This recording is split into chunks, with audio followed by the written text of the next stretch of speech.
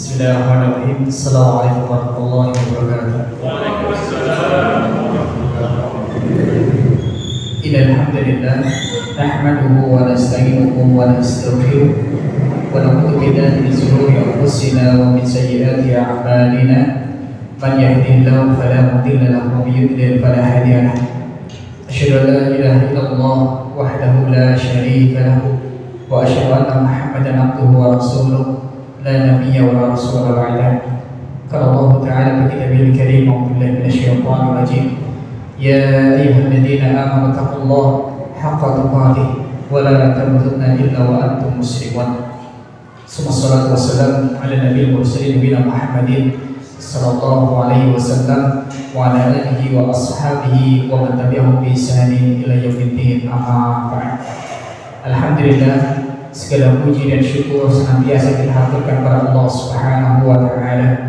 Allah Subhanahu wa taala yang kemudian memberikan nikmat-nikmatnya kepada kita semua, sehingga pada kesempatan malam hari ini kita bisa berkumpul kembali melanjutkan daripada pembahasan hadis-hadis sahih yang diriwayatkan oleh Imam Bukhari dan juga Imam Muslim, yang kita dengannya mengharap ridha Allah Subhanahu wa taala, dan semoga hadirnya kita pada kesempatan malam hari ini itu kemudian menjadi saksi nanti di hadapan Allah Subhanahu wa taala, yang kemudian menjadi pemberat timbangan kita di sisi Allah Subhanahu wa taala, dan kita semua dikumpulkan di surga firdausnya bersama para nabi, para siddiqin, para syuhada, para shalihin, yang tentunya setiap kita ingin bersama dengan mereka.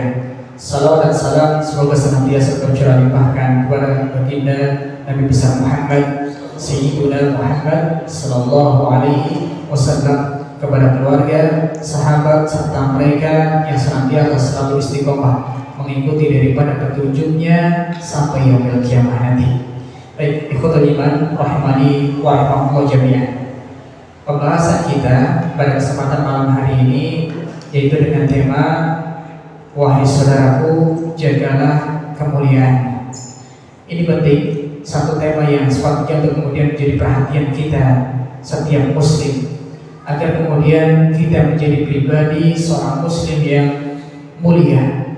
Mulia bukan hanya di hadapan daripada manusia, tapi mulia di sisi Allah Subhanahu wa taala. Insyaallah pembahasan nanti akan kita bahas perlahan-lahan, sedikit demi sedikit, bagaimana caranya agar supaya kita bisa menjadi pribadi yang mulia, ya, menjadi seorang muslim yang mulia di hadapan para manusia, begitu juga di hadapan Allah Subhanahu wa taala. Yang sejatinya itulah yang kemudian kita cari, itu kemuliaan, tentunya kemuliaan di sisi Allah Subhanahu wa taala. Ketika Allah Subhanahu wa taala muliakan kita, maka itulah sebesar-besarnya daripada nikmat. Karena itu artinya Allah Subhanahu wa taala ridhoi kita. Ikhwatul iman rahimani wa rahimakumullah jami'an. Kita masih membahas hadis yang dibawakan oleh sahabat yang mulia Abu Hurairah radhiyallahu taala anhu. Ini hadis yang ke-70 yang kita kumpulkan dalam kitab Sabilul Hufad, yang mana berisi 1000 hadis dari Sahih Bukhari dan juga Sahih Muslim, dan mayoritas hadis-hadisnya adalah hadis yang diriwayatkan oleh Abu Hurairah radhiyallahu taala anhu, yang mana kita ketahui beliau adalah sahabat Nabi yang terbanyak dalam meriwayatkan hadis-hadis Rasulullah sallallahu alaihi wasallam. Baik, kurang lebih bunyinya an Abi Hurairah radhiyallahu taala anhu, dari sahabat yang mulia Abu Hurairah, semoga Allah Subhanahu wa taala meridhoi beliau. Qala Rasulullah sallallahu alaihi wasallam, bahwasanya Rasulullah sallallahu alaihi wasallam beliau pernah bersabda, la an yahtaqiba ahadukum husmatan ala dhahrihi khairul lahu min an yas'ala ahadan fayu'tiyahu aw yamna'ahu. Muttafaqun alaih. Rasulullah sallallahu alaihi wasallam beliau pernah bersabda, sungguh seseorang di antara kalian yang memanggul kayu bakar di atas punggungnya itu lebih baik baginya daripada dia meminta-minta, ya, daripada dia meminta kepada seseorang, baik orang itu memberinya atau tidak memberinya. Ini hadis pendek tapi sangat penuh dengan makna. Yang mana di sini akan kita ketahui bagaimana cara agar kemudian kita bisa mendapatkan kemuliaan. Ya, di hadapan manusia pun kita mulia, begitu juga tentunya yang kita harapkan mulia di sisi Allah Subhanahu wa Ta'ala. Baik, langsung saja agar tidak terlalu lama kita masuk pembahasan daripada hadis ini. Ya, kita coba kupas. Rasulullah SAW beliau bersabda dalam hadis ini. Beliau mengawali dengan la an yahtatiba ya ahadukum busmatan ala dhahrihi khairul lahu min an yas'alan nas. Ya. Bahwasanya seseorang di antara kalian yang memanggul kayu bakar di atas punggungnya. Ya. Nanti kita bahas bagian yang kedua yaitu tentang masalah meminta-minta. Bahasan yang pertama adalah sabda Rasulullah SAW. Ya, salah seorang di antara kalian yang memanggul kayu bakar di atas punggungnya itu jauh lebih baik. Ini kata Rasulullah SAW.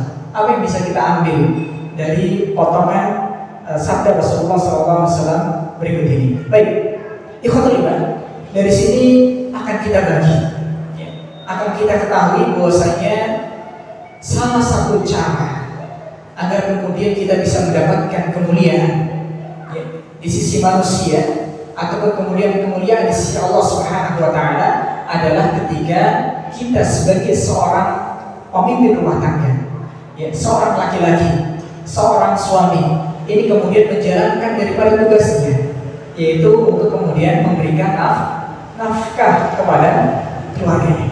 Bagaimana caranya? Nah, ini kemudian kita akan bahas. Baik, ikhwatul iman, perlu kita ketahui di sini, ya, dalam hadis ini jelas, ya, bahwasanya Islam itu kemudian sangat memotivasi daripada umatnya. Rasulullah SAW memotivasi daripada umatnya untuk semangat bekerja. Meskipun di sini disebutkan oleh Rasulullah, meskipun hanya sekedar mencari kayu bakar yang dipanggul dengan punggungnya. Kalau kita coba lihat ya di sekeliling kita, orang yang kemudian bekerja atau pekerjaannya dia suka ngambilin kayu bakar, ini biasanya diidentikan dengan apa? Orang yang miskin, ya, orang miskin atau orang yang kekurangan harta. Karena biasa orang yang ngambil kayu, ya, dengan punggungnya untuk kayu bakar, berarti dia hidup dalam kesederhanaannya. Baik, tapi kita harus ketahui kenapa Rasulullah SAW memberikan contoh, ya, yaitu seseorang yang memanggul kayu bakar di atas punggungnya itu jauh lebih baik. Maka di sini kemudian kita bisa pahami, yaitu Rasulullah SAW sedang memotivasi umatnya untuk kemudian bersemangat dalam bekerja, apapun pekerjaannya, apapun pekerjaannya. Kalau misalkan ada yang profesinya sebagai pengumpul kayu bakar, tekuni, semangat kerja. Ada yang mungkin profesinya suka ngambilin sampah, tekuni, semangat dalam dia bekerja ngambilin sampah. Ataupun ada yang profesinya misalkan dia kuli bangunan dan seterusnya, harus bersemangat dalam bekerja. Ini Rasulullah SAW sedang memotivasi kita agar supaya kita sebagai seorang muslim itu tidak menjadi pribadi yang pemalas. Sebagaimana Allah Subhanahu wa Ta'ala dalam surat Al-Mulk ini juga menyebutkan, ya, ayat 15, huwa alladzi ja'ala lakumul arda dalulan famshu fi manakibiha wa kulu min rizqihi wa ilaihi nusyur.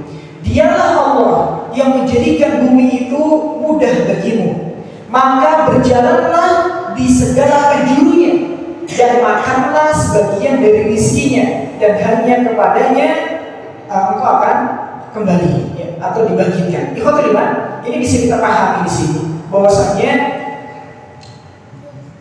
Allah Subhanahu wa Ta'ala di sini sedang memotivasi, ya, daripada kita untuk kemudian bersemangat dalam bekerja. Yaitu dalam firman-Nya ketika Allah Subhanahu wa Ta'ala menyebutkan, maka berjalanlah di segala penjurunya.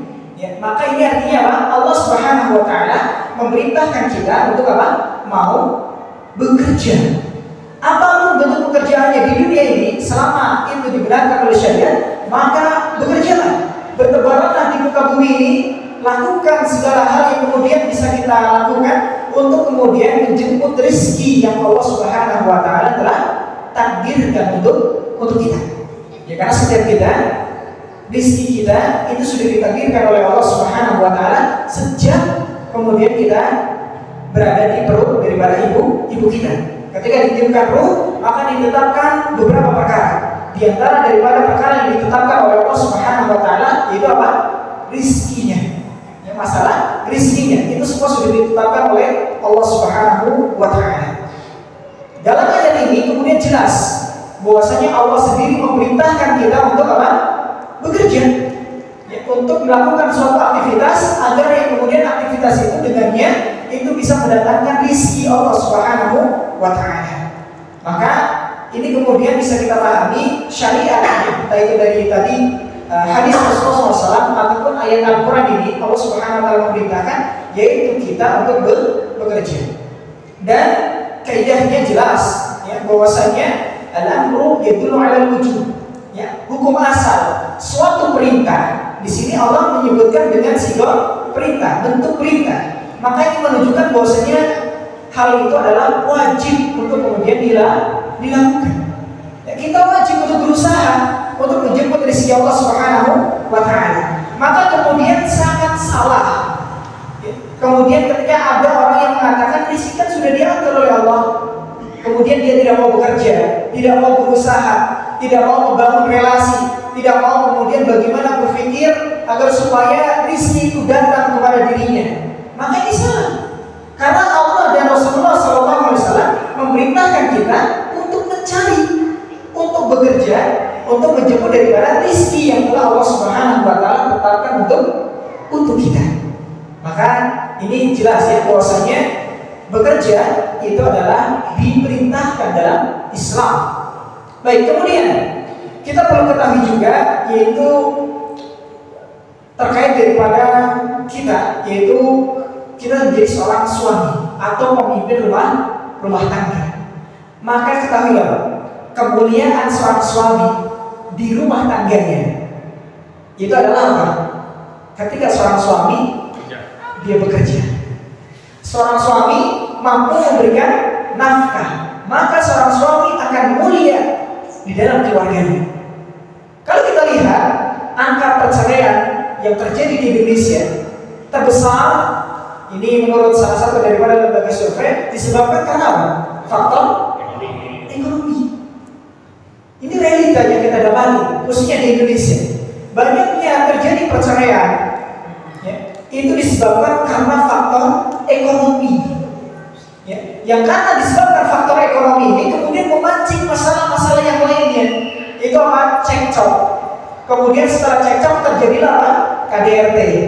Ya, dan kemudian terjadilah campur tangan, misalkan mertua dan seterusnya. Ini biasanya akarnya, salah satunya yang penyebab terbesarnya adalah apa? Ekonomi. Ya, ekonomi tentunya disebabkan karena apa? Faktor daripada pekerjaan. Kalau seorang suami kemudian dia bekerja, dia mempunyai pekerjaan yang baik, maka pasti akan dimuliakan di rumah tangga ataupun di keluarganya. Tapi sebaliknya, kalau misalkan seorang suami kemudian dia tidak bekerja, ya, tidak bisa memberikan nafkah, yang ada adalah apa? Ya, diejek, direndahkan di keluarganya. Ini realita, ya. Kalau punya uang, gitu ya, kerjaan Anda di keluarga pasti dimuliakan, pasti dimuliakan. Gitu. Ya, kalau misalkan sholat juga disuruh jadi imam, gitu ya. Kalau misalkan ada acara-acara apa, suruh mimpin dan seterusnya. Kalau ada pertimbangan-pertimbangan apa, menjadi penentu pertimbangan ini. Kalau misalkan punya ekonomi punya, ini realita. Ya, kemuliaan ya seseorang, khususnya ini kita berbicara masalah laki-laki, ya, itu adalah apa? Ketika seorang itu punya ekonomi yang baik, pekerjaan yang baik. Maka ini penting. Dan ini memang sejalan sebagaimana syariat sudah menyebutkan, ya, bahwasanya suami itu bertanggung jawab atas daripada nafkah. Dan Rasulullah SAW dalam hadis yang diriwayatkan dari sahabat Abdullah bin Amr, ya, Rasulullah SAW beliau pernah bersabda, "Kafa bil mar'i isman an yudayyi'a may yaqutu." Ya, Seseorang cukup dikatakan dirinya berdosa jika ia melalaikan orang yang ia wajib beri nafkah. Jadi berdosa Bang, kalau misalkan kita sebagai seorang suami yang berkewajiban kita kemudian memberikan nafkah kepada istri dan anak-anak kita, kemudian kita tidak memberikannya, maka berdosa kita.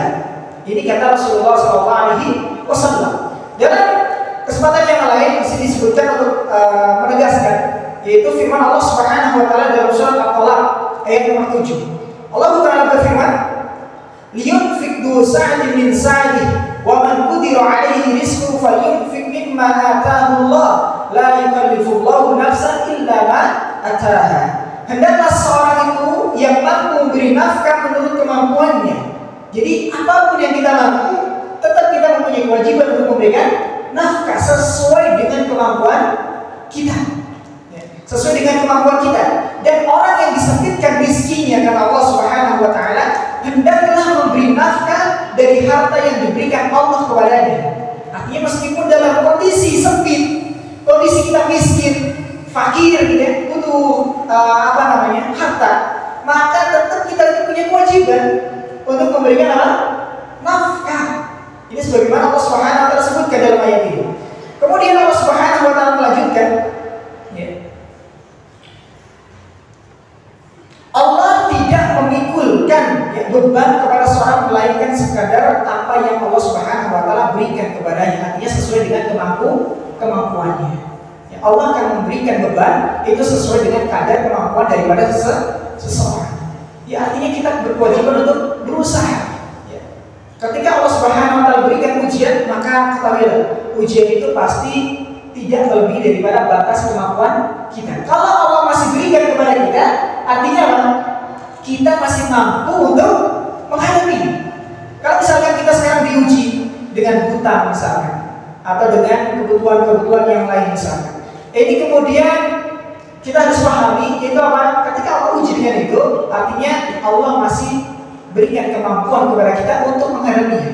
Kalau sekiranya kita tidak mampu untuk menghadapinya, maka niscaya tidak akan Allah berikan kepada kita, karena Allah tidak membebani seorang hamba melebihi daripada batas kemampuannya. Kemudian kita juga harus tahu tentang prioritas dalam memberikan nafkah. Ya, prioritas dalam memberikan nafkah. Rasulullah SAW dalam hadis dari Imam Muslim, beliau pernah bersabda, "Ibda binafsika fatasaddaq 'alaiha." Ya. Pertama, mulailah dari dirimu sendiri. Mulailah dari dirimu sendiri. Kemudian sedekahkanlah untuk dirimu. Fa inna fadla syai'un li ahlika. Ya. Kemudian selebihnya dari itu untuk keluargamu, ya, untuk anak dan istri. Prioritasnya ya. Kemudian disebutkan sini fa in fadla an ahlika syai'un faridi qarabatika. Kalau misalkan masih ada sisa dari kemudian kita memberikan nafkah untuk anak dan istri, maka apa? Selebihnya itu diberikan untuk kerabat-kerabat terdekat kita. Ya. Kemudian disebutkan di sini, ya. Fa in fadla andi qarabatika syai'un fahakada wa hakada baina yadaika wa an yaminika wa an shimalika. Ini kata Rasulullah SAW. Kalau sekiranya untuk kerabat ini juga masih sisa, misalkan gajinya 50 juta, kan? Untuk diri sendiri misalkan 20 juta, untuk anak istri berapa? 20 juta. Kemudian untuk kerabat 5 juta misalkan. Kalau masih ada sisa, maka kata Rasulullah SAW, selebihnya lagi dari itu untuk tujuan ini dan tujuan itu, yang ada di hadapanmu, yang ada di kananmu dan di kirimu. Kita pengen apa? Ya, pengen misalkan berbuat baik seperti apa dan seterusnya. Ini prioritas kita dalam kemudian memberikan nafkah. Pertama diri kita. Maka sebenarnya mohon maaf ya, agak kurang tepat kalau misalkan kemudian seseorang itu menyiksa dirinya sendiri hanya untuk kemudian dia menyenangkan daripada misalkan keluarganya. Dia wajib untuk kemudian juga memberikan hak daripada dirinya. Ya, meskipun ya secara mungkin kita lihat ya, kalau misalkan seorang suami berkorban dia nggak makan demi anak istrinya makan, ini suatu hal yang luar biasa ini. Tapi harus diketahui kalau kita berpatokan dengan hadis ini, itu apa? Pertama, lihat diri kita dulu. Kalau kita punya nafkah, diri kita, artinya bukan egois ya. Artinya kita harus juga memenuhi hak daripada diri kita. Jangan kemudian saking semangatnya bekerja, ya, lembur, nggak pernah tidur, ya, kemudian nggak ingat makan, dan akhirnya sakit. Ini tidak kemudian memberikan hak diri kita sendiri. Ini tidak tepat. Yang paling tepat adalah apa? Bagaimana diri kita, hak-haknya ditunaikan. Kemudian apa? Berikan selebihnya untuk anak dan istri kita. Baik, ikhwatul iman, ini penting juga. Perlu dipahami sini dari hadis ini, kemudian bisa kita pahami. Sebaiknya seorang suami itu tidak memberikan hak daripada harta itu kepada istri. Ini mohon maaf ya, karena memang ini akan berpengaruh besar nanti ke belakang-belakangnya. Itu apa? Seorang suami ini dia dalam sebuah rumah tangga itu adalah sebagai seorang pemimpin, ya, sebagai seorang pemimpin, dan dia memberikan nafkah ini adalah kewajibannya. Maka kemudian kalau misalkan gaji suami semuanya istri yang pegang, maka ini akan menimbulkan berbagai problem. Ya, ini bukannya tidak boleh, ya, boleh, tapi sepatutnya untuk kemudian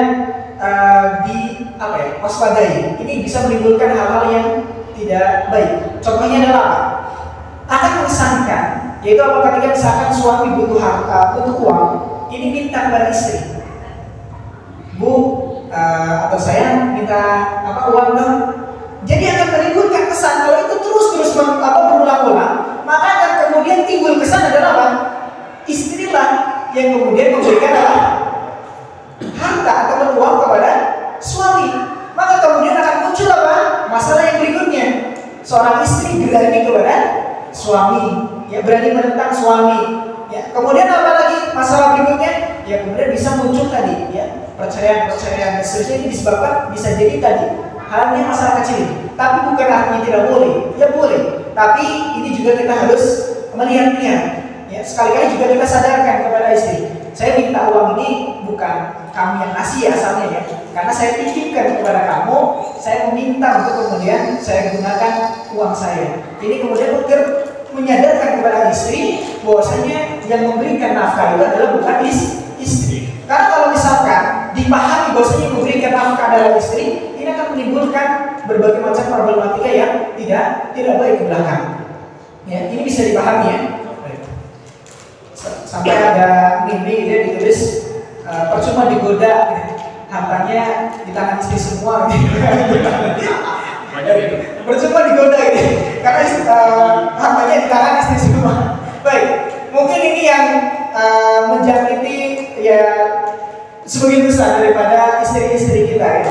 Kekhawatiran itu apa? Kalau suami pegang harta banyak, apa? Selingkuh. Cari yang kedua, cari yang ketiga, cari yang keempat, itu kekhawatirannya.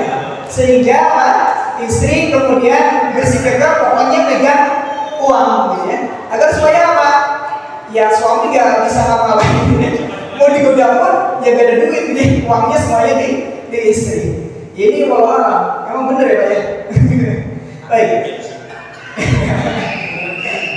Ini perlu diperhatikan, ya. Makanya di sini Rasulullah mengatakan, ya, awali dengan apa? Nafkah itu prioritas adalah apa? Diri kita. Ya. Kemudian baru apa? Anak istri kita. Maka ini penting juga, ya, sebagai seorang laki-laki, ya, kita punya tanggung jawab, yaitu siapa? Anak istri kita. Gimana kalau misalkan mau memberi kepada orang tua, boleh ya? Boleh. Ini merupakan suatu hal yang sangat baik. Ya, apalagi misalkan orang tua di usia tuanya yang mana tidak mempunyai pekerjaan, butuh untuk kemudian dibantu. Ini sangat baik. Tapi tentunya kita harus paham prioritas kita adalah siapa? Anak dan istri kita. Sebagaimana Rasulullah SAW menyebutkan demikian. Ya. Kemudian setelah anak istri baru apa? Kerabat-kerabat. Ya, kerabat-kerabat di sini para ulama menyebutkan diantaranya adalah siapa? Ya bapak ataupun ibu kita. Ya, kemudian kakak kita atau adik kita dan seterusnya. Ini kerabat-kerabat kita. Ya. Meskipun para ulama kemudian ada yang berpendapat ya seorang orang tua, maka ini patutnya untuk kemudian tetap diperhatikan, diutamakan. Tapi dalam masalah tadi pembagian daripada nafkah, maka dahulukan siapa? Anak istri istri kita. Meskipun kita dapati ya, ada hadis memang menyebutkan yang terkenal ya, ada seorang sahabat atau orang soleh, kalau alam saya agak lupa, tapi ini disebutkan bahwasanya seorang anak ini dia sudah memberikan susu untuk kedua orang tuanya. Kemudian suatu ketika kedua orang tuanya itu tertidur, ya tertidur, dan dia pulangnya itu karena kemalaman, orang tuanya tertidur, anak istrinya itu merengek sampai kemudian pokoknya saking laparnya merengek untuk kemudian ingin minum susu, tapi tidak diberikan oleh laki-laki ini. Kenapa? Beliau itu mengutamakan siapa? Kedua orang tuanya.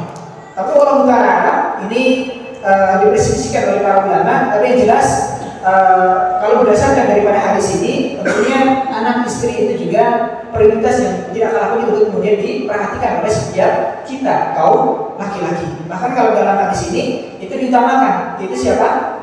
Anak dan istri kita. Ya kalaupun misalkan mau digabungkan antara dua hal ini, kalau alam ini hadis atau bukan saya agak lupa ya. Kalau masalah hadis ini, kalau alam saya agak lupa. Atau cerita para ulama salaf terdahulu saya agak lupa. Jadi kalau mau kolaborasikan artinya kita boleh untuk kemudian berbuat baik kepada kedua orang tua kita, tapi jangan sampai kemudian melupakan anak istri kita. Begitu juga ya, kita sangat dianjurkan ataupun diperintahkan, diwajibkan untuk memenuhi daripada nafkah anak istri kita, tapi jangan lupakan kedua orang tua kita. Dan ini mungkin tambahan, yaitu apa? Seorang suami itu selain daripada memperhatikan kedua orang tuanya, ini mohon diperhatikan juga mertuanya. Karena kalau realita ya, kadang-kadang kita dapati istri kita ini kemudian tidak bekerja, tapi namanya mungkin dia kakak beradiknya misalkan perempuan semua gitu. Kemudian dia ingin membantu orang tuanya. Jadi karena tidak bekerja tentunya dia tidak bisa membantu kedua orang tuanya. Maka ini sebabnya kita juga sebagai seorang suami juga jangan sampai kaku ataupun jangan menutup mata terhadap bagaimana kondisi mertua kita. Ya, tentunya kita harus memahami bagaimana kondisi istri kita. Tentunya istri kita yang mungkin dia anak pertama, ya, adik-adiknya juga seorang perempuan, orang tuanya sudah tua, ini pasti ingin kemudian membantu orang tuanya. Maka kita juga harus kemudian membantu istri kita untuk bagaimana bisa berbakti kepada kedua orang tuanya, meskipun ya kalau secara syariat kita katakan bahwasanya kewajiban pertama yang diperhatikan oleh seorang istri adalah siapa? Katanya adalah kepada seorang suaminya, bukan kepada kedua orang tuanya kalau sudah menikah. Maka tapi ini perlu diperhatikan ya, bagaimana perhatian kita kepada mertua kita. Ya kalaupun kita tidak kemudian bisa memberikan hal yang lebih kepada mertua, ya, minimal kita katakan pada istri, misalkan istri itu bekerja, ya, kita jangan mengganggu pendapatan istri. Misalkan istri jualan, gitu ya, istri mendapatkan pemasukan dari sana, maka kita sebagai seorang suami ini termasuk menjaga kemuliaannya, itu apa? Tidak meminta daripada hasil kerja istri. Kenapa? Yang berkewajiban memberikan nafkah adalah kita para suami. Nah, hasil daripada pekerjaan yang dilakukan oleh istri ini bisa kemudian apa? Dipersilakan. Istri mau buat apa silakan. Mau misalkan dipakai untuk bantu orang tuanya, silakan. Ini kemudian apa? Menjadi solusi juga ya bagi kita ketika misalkan kita tidak bisa membantu lebih kepada orang tua kita, tapi kita biarkan hasil kerja daripada istri kita untuk kemudian membantu orang tuanya. Di sisi lain, tetap kita kewajiban adalah apa? Menafkahi daripada istri kita, istri kita. Paham ya? Sangat tokan. Nanti tunjukkan matanya kemana ya? Baik, bisa dipahami di sini ya. Baik, kemudian Rasulullah SAW menyebutkan di sini setelah anak istri kemudian apa kerabat kita. Ya kalau kita punya kelebihan ya harta, perhatikan kerabat kita dulu. Ya. Kalau misalkan kita punya uang lebih, ya, sebelum kita memberikan sedekah kepada orang lain, ya, kita lihat apakah kerabat kita ada yang perlu dibantu. Kalau misalkan ada kerabat kita yang perlu dibantu, dia lebih utama untuk kita bantu daripada apa? Tetangga kita,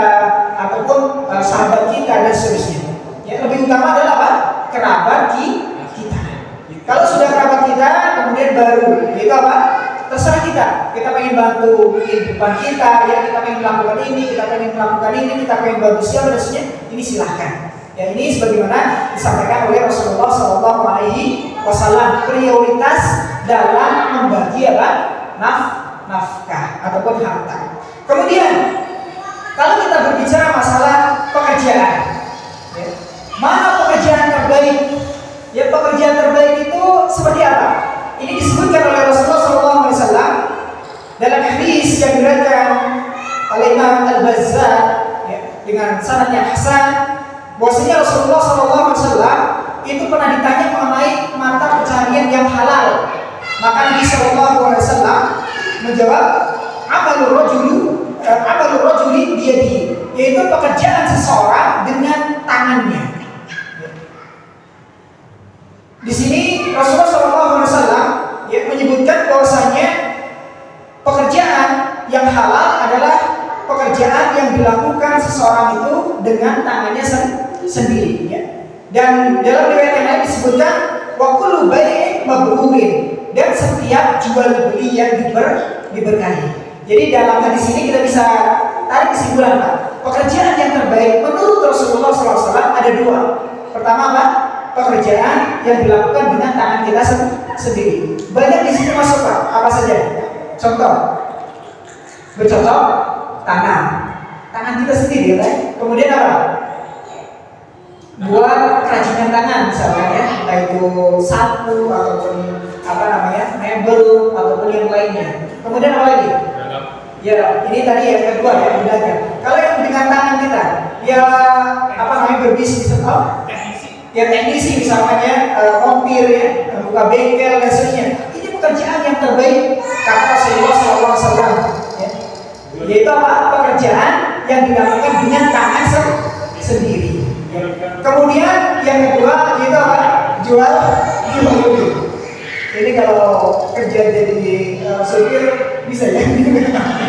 Atau misalkan jadi kaki tangan kepercayaan orang bos ya, orang. Baik, yang kedua, ini banyak ya pekerjaan dengan tangan sendiri, ini bisa kita tafsirkan bagaimana pekerjaan itu sangat banyak sekali macamnya ya, petani dan seterusnya. Yang kedua adalah apa? Jual beli yang diberkahi. Ini pekerjaan terbaik. Jadi kalau mau mencari apa kekayaan itu apa? Jual beli. Makanya sampai-sampai orang yang sukses ataupun orang yang kemudian dia apa namanya, usahanya itu maju, itu disebut sebagai orang yang tajir. Orang yang tajir. Kenapa disebut orang tajir? Tajir itu sebenarnya diambil dari bahasa Arab. Apa artinya tajir? Tajir artinya pedagang. Karena identiknya biasanya seorang pedagang itu apa? Orang kaya. Dia menjadi orang kaya. Ini kalau dia berdagang, sehingga orang kaya itu disebut dengan tajir. Padahal dia juga bukan pedagang ya. Mungkin ada pekerjaan yang lain yang dia lakukan. Tapi ini menunjukkan bahwasanya apa? Berdagang ini kemudian menjadi salah satu sebab untuk kemudian kita bisa meraih apa? Kemudahan dalam masalah harta. Ya, kemudahan dalam masalah harta. Dan ini kata Rasulullah SAW termasuk pekerjaan yang terbaik, yaitu apa? Jual beli yang diberkahi. Bagaimana jual beli yang diberkahi? Yaitu apa? Ketika terpenuhi dua hal, yaitu apa? Terus terang, kemudian apa? Ya tidak curang. Ya, terus terang, tidak curang, ataupun dalam hadis Rasulullah SAW menyebutkan ya, al-bayyani, bahwasanya jual beli ya, itu diberkahi ketika tidak bayyana, ya, ketika dia itu menjelaskan, ya, wasaddaqa, dan jujur, ya, yaitu apa? Menjelaskan dan jujur. Terus terang, kalau misalkan dagangan kita adalah dagangan yang lama, misalkan yang enggak seger, ya kita katakan, tapi ini dagangan yang kemarin. Atau misalkan ada efek-efek negatif yang kemudian nanti akan terjadi dalam muamalah kita, misalkan ya, ini melakukan seperti ini, tapi resikonya seperti ini. Ini pedagang yang terbaik. Contoh misalkan kita jual elektronik misalkan ya, kita sampaikan ini jualan second, ini ya kalau mungkin masa bertahannya juga lama ya. Jangan kemudian ini pasti bertahan dan sebenarnya lebih bagus daripada yang baru besoknya, ini tidak jujur ya. Tidak jujur, misalkan oh ini kekurangannya adalah kalau misalkan ini sudah 3 oli misalkan hasilnya, ini jujur. Ya, kemudian apa dia menjelaskan ini agar supaya kemudian apa diberkahi. Kita apa menjelaskan daripada perdagangannya, kemudian apa jujur dalam berdagang. Ini kemudian bisa menimbulkan ataupun menjadikan perdagangan kita menjadi perdagangan yang diberkahi oleh Allah Subhanahu wa Ta'ala. Kemudian ini diperjelas juga dalam hadis dari Imam Bukhari. Rasulullah SAW ini beliau menyebutkan, ya, ma'akala ahadun ta'aman, ya, tidaklah seorang memakan suatu makanan, ya, khairan, ya, min an ya'kula min amali yadihi, yang itu lebih baik dari makanan yang dihasilkan dari hasil kerja keras tangannya sendiri. Jadi disebutkan wa inna Nabiullah Daud, ya, bahwasanya Nabi Allah itu Daud alaihissalam kana ya'kulu min amali yadihi, bahwasanya beliau itu makan itu dengan hasil daripada apa?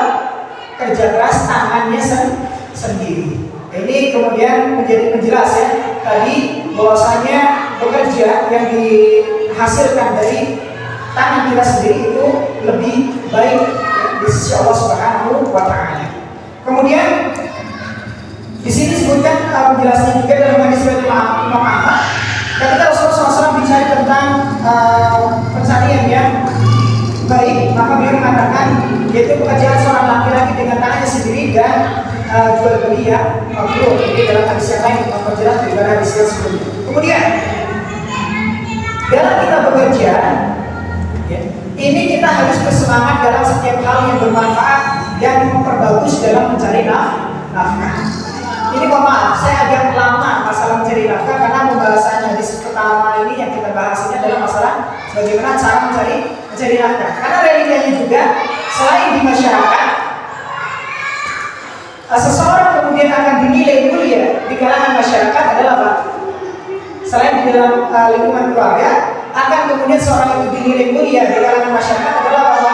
Ketika dia mempunyai harta, ya, penghasilan yang baik. Ya, kalau misalkan terkenal dia orang kaya pasti dimuliakan, Pak. Ya, pasti dimuliakan. Gitu.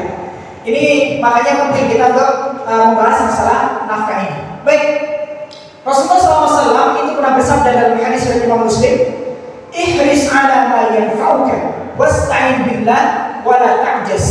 Ya. Bersemangatlah kalian melakukan hal-hal yang bermanfaat untukmu dan memintalah pertolongan kepada Allah dan jangan merasa lemah. Ini 3 rumus yang Rasulullah SAW sebutkan. Itu yang pertama, bersungguh-sungguh dalam kita bekerja ataupun semua hal yang bermanfaat. Kemudian yang kedua, selain kita bersungguh-sungguh dalam kita bekerja, itu apa? Mintalah pertolongan kepada Allah. Jangan mengandalkan kerja keras saja, tapi apa? Juga harus meminta pertolongan Allah Subhanahu wa Ta'ala. Kalau sudah bekerja keras, berusaha dengan maksimal, kita sudah mohon pertolongan kepada Allah, penuhi yang ketiga, itu apa? Jangan merasa lemah, jangan malas, jangan merasa kalah. Ini 3 hal kalau misalkan ada dalam setiap aktivitas kita, maka insya Allah kita akan menjadi pribadi yang sukses. Pertama apa? Sungguh-sungguh. Yang kedua, minta pertolongan kepada Allah. Artinya apa? Ketaatan kepada Allah tetap dijaga, ya, terus berdoa kepada Allah dan sebagainya. Kemudian yang ketiga apa? Tidak merasa lemah, tidak malas, tidak juga merasa kalah dalam berjuang mencari nafkah atau melakukan sesuatu yang bermanfaat. Kalau 3 hal ini kita pegang, insya Allah kita akan menjadi pribadi yang sukses. Ini rumus yang disampaikan oleh Rasulullah SAW. Kemudian terkait daripada mencari rizki, ini juga disampaikan oleh Rasulullah SAW dalam hadis riwayat Imam Ibnu Majah dengan sanad hadis yang sahih. Rasulullah SAW beliau mengatakan, ayuhan nas ittaqullah wa ajmilu fit talab fa inna nafsan lan tamuta hatta tastawfiya rizqaha wa in abta'a anha fattaqullaha wa ajmilu fit talab khudhu ma halla wa da'u ma harma. Wahai umat manusia, bertakwalah engkau kepada Allah. Jadi rumusnya pertama, kita bertakwa kepada Allah, ya. Dan tempuhlah Itulah jalan yang baik dalam mencari rezeki. Ini yang kedua. Pertama bertakwa kepada Allah, yang kedua adalah apa? Menempuh jalan yang baik dalam mencari rezeki. Ya, cari pekerjaan yang baik, yang tidak ada di situ misalkan unsur ribawinya, atau misalkan di situ unsur-unsur keharaman, ya tolong menolong dalam misalkan keharaman. Ya ini kemudian kita harus perhatikan pekerjaan kita. Ya, karena Rasulullah SAW menyebutkan, karena sesungguhnya tidaklah seorang hamba akan mati hingga ia benar-benar telah mengenyam seluruh rizkinya. Tidaklah seorang hamba itu akan mati kecuali rizkinya semuanya akan diberikan kepadanya. Semua rizki yang telah ditakdirkan pasti Allah akan berikan kepadanya. Kemudian Rasulullah mengatakan, walaupun terlambat datangnya, meskipun terlambat. Jadi ini jadi penegas ya. Semua rizki kita sudah ditakdirkan oleh Allah, dan kita tidak akan meninggal dunia kecuali rizki itu pasti telah Allah berikan kepada kita semua. Tapi perhatikan, meskipun terlambat datangnya, jadi ada rizki yang memang Allah tunda, yang Allah lambatkan datangnya. Jadi sabar. Kalau misalkan sudah kerja balik tulangnya, siap malam kerja, tapi tidak cukup juga, ya sabar. Mungkin apa? Allah perlambat. Artinya apa? Akan tiba nanti kesempatan atau waktunya Allah kemudian berikan ya, rezeki kita sesuai dengan yang Allah takdirkan untuk kita. Ya kalau misalkan kita ditakdirkan memang penghasilannya segitu-segitu saja, ya sampai meninggal segitu-segitu saja, ya mau bagaimanapun kita berusaha, ya segitu rezeki kita ya. Tapi bukan ini mengajarkan untuk malas, karena ini hikmahnya ya. Takdir Allah itu adalah hal yang gaib, termasuk rezeki dan termasuk hal yang gaib. Maka termasuk salah satu hikmahnya adalah karena kita tidak tahu apa yang ditakdirkan untuk kita, maka bersungguh-sungguhlah kita untuk kemudian mencarinya. Ya karena kaidahnya adalah apa? Al-jaza min jinsil amal. Bahwasanya balasan itu adalah sebanding lurus dengan apa? Amalan ataupun usaha yang dilakukan. Insyaallah semakin kita bersemangat dalam kita entah itu beramal soleh ataupun dalam bekerja, begitu pula hasilnya tidak akan mengkhianati daripada apa? Usaha yang kita lakukan. Baik. Kemudian di sini Rasulullah SAW juga menyebutkan ya bahwasanya ya maaf ini ada tadi belum selesai ya. Tempuhlah jalan-jalan mencari rezeki yang halal dan tinggalkanlah yang haram. Ya. Kalau kita mau mencari rezeki, tempuhlah jalan-jalan yang halal. Ya, jangan nyogok sana, nyogok sini. Hati-hati Pak. Ya, suap itu apa? Besar ancamannya. Kata Rasulullah SAW, itu apa? Orang yang menyuap dan menerima suap final, yaitu di neraka. Maka jangan sampai kemudian kita kemudian mau masuk pekerjaan nyuap. Ya. Ustaz, gimana kalau sudah terlanjur? Sudah masuk di pekerjaan itu hasilnya nyuap, Ustaz, gimana? Walau dalam saat para ulama kemudian menjelaskan penghasilan kita itu tetap halal selama kontribusi yang kita berikan itu sesuai memang dengan apa kewajiban kita. Ya, misalkan kita tugasnya adalah melakukan pekerjaan ini dan kita memang mampu mengerjakannya dan layak untuk mendapatkan gaji itu, maka halal bagi kita. Dan bagaimana untuk menutupi daripada dosa yang tadi masuk pekerjaan dengan hasil riba, maka bisa kemudian apa? Kita bertobat kepada Allah Subhanahu wa taala dan kemudian memperbanyak daripada amal-amal soleh, ya contoh misalkan bersedekah dan lain-lainnya. Ya ini sebagaimana disebutkan oleh para ulama. Baik, kemudian rizki itu diraih dengan jalan ketaatan kepada Allah Subhanahu wa taala. Ini penting ya. Kalau kita mau mencari rezeki, pastikan mencari rezekinya itu adalah dengan ketaatan ataupun ketakwaan kepada Allah Subhanahu wa taala. Saya langsung terjemahkan ini dalam musnad yang disebutkan, sesungguhnya Ruh Kudus yaitu Jibril telah membisikkan ke dalam batinku bahwa setiap jiwa tidak akan mati sampai sempurna ajalnya dan dia habiskan semua jatah rezekinya. Karena itu bertakwalah kepada Allah dan berbaguslah cara dalam mengais rezeki. Jangan sampai tertunda rezekinya mendorong kalian untuk mencarinya dengan cara bermaksiat kepada Allah. Ya kalau ditunda rezekinya, jangan kemudian kita beralih ya menempuh jalan kemaksiatan kepada Allah. Ya kalau belum dikasih rumah, sabar.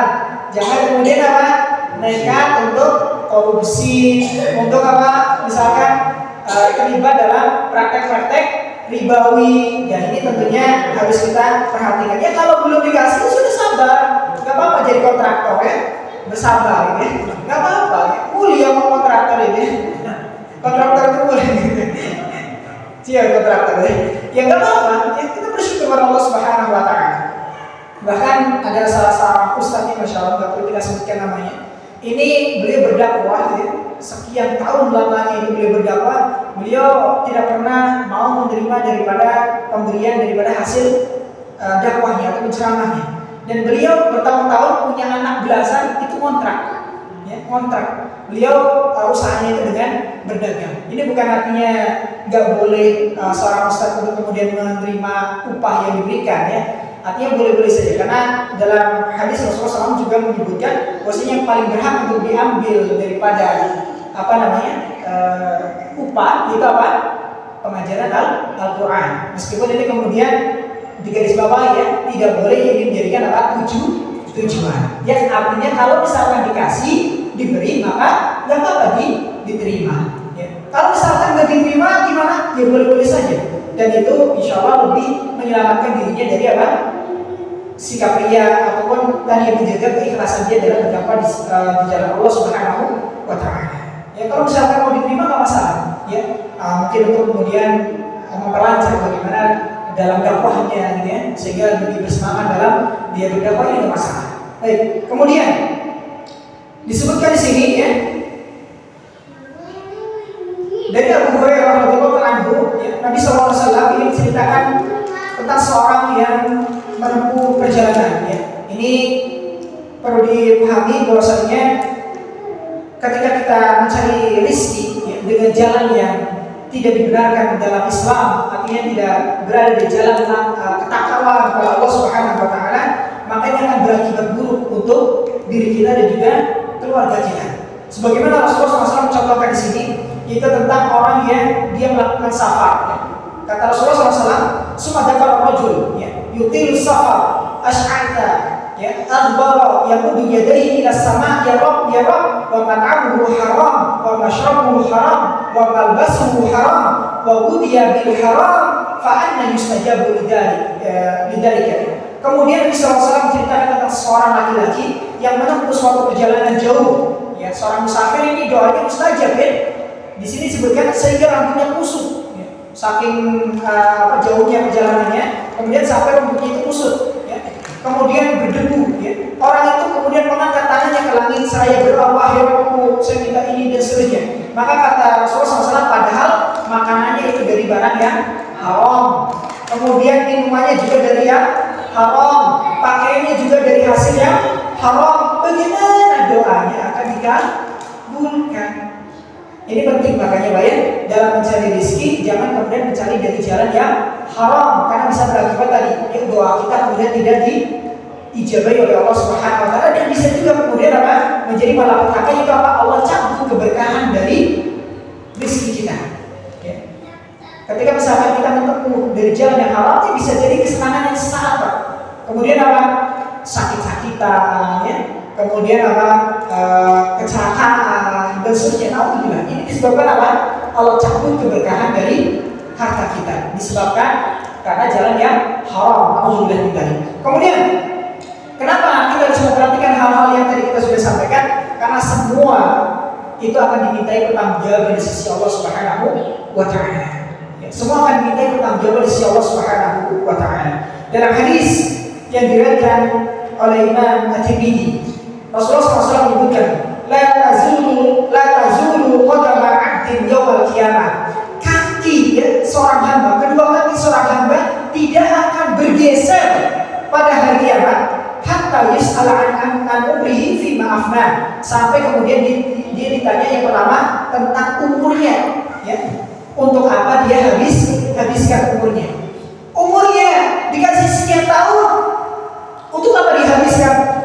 Apakah dihabiskan untuk berfoya-foya, bersenang-senang, atau untuk hal-hal yang mubah saja, atau bahkan alhamdulillah yang haram-haram, atau kemudian dilakukan untuk ketaatan kepada Allah Subhanahu Wa Taala? Umur kita itu akan dimintai pertanggungjawaban oleh Allah Subhanahu Wa Taala.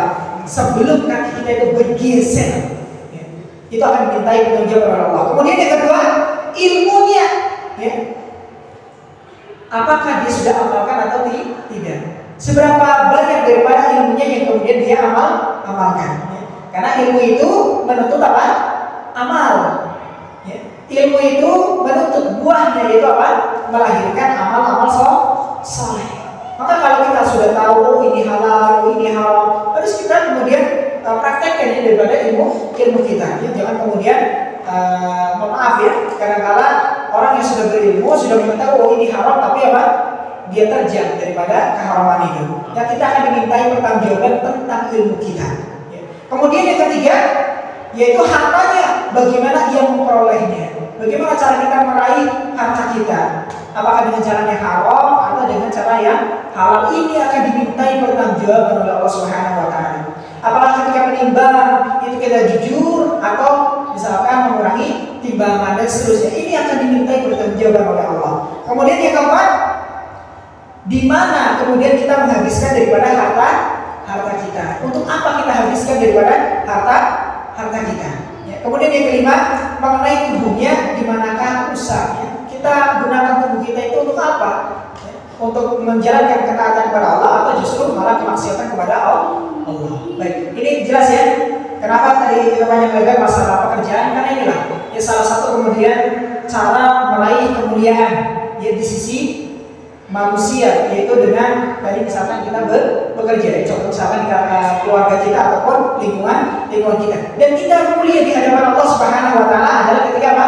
Ketika kita bekerja, kita memperhatikan daripada rambu-rambu syariat, senantiasa berpegang teguh dengan ketakwaan kepada Allah Subhanahu wa taala. Ya, kita mencari dengan cara yang baik dan yang halal ya, kemudian menjauhkan diri dari yang diharamkan oleh Allah Subhanahu wa taala. Kemudian secara singkat ya, di sini Rasulullah SAW menyebutkan khairun ya, lebih baik baginya daripada dia meminta-minta kepada manusia.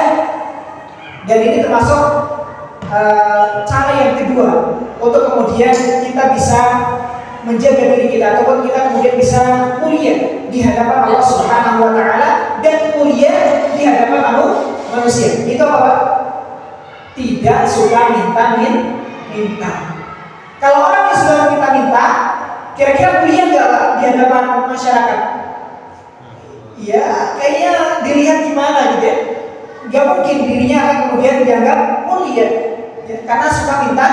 Maka termasuk cara agar supaya kemudian kita meraih kemuliaan di hadapan manusia atau di hadapan Allah Subhanahu wa taala adalah dengan tidak kita meminta.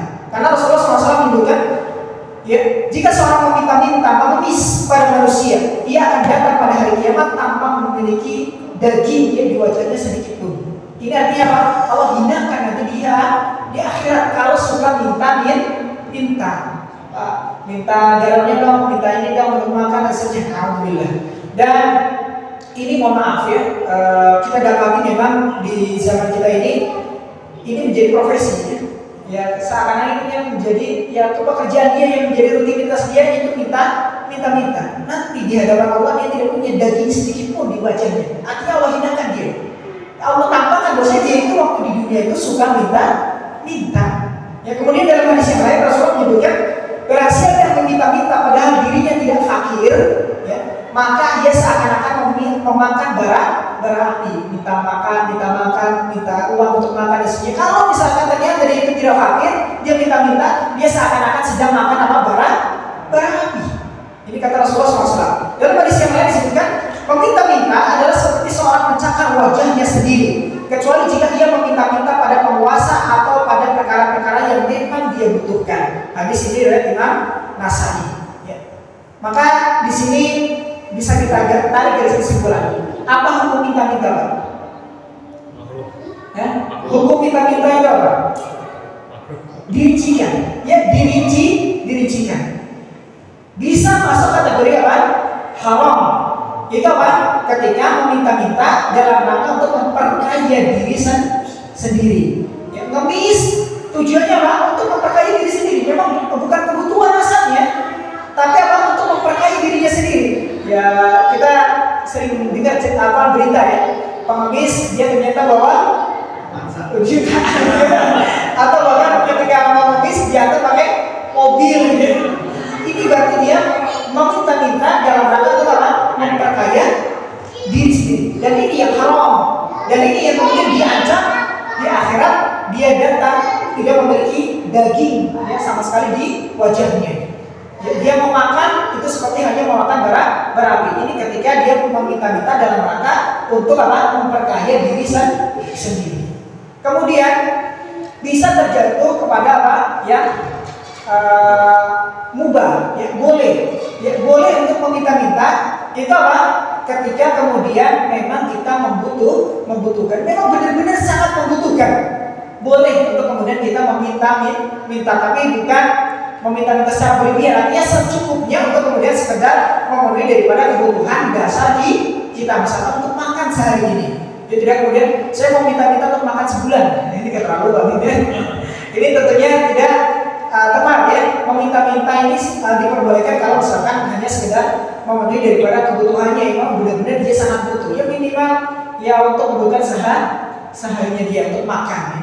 Adapun untuk kebutuhan selama 1 bulan 1 tahun ya ini jangan ya.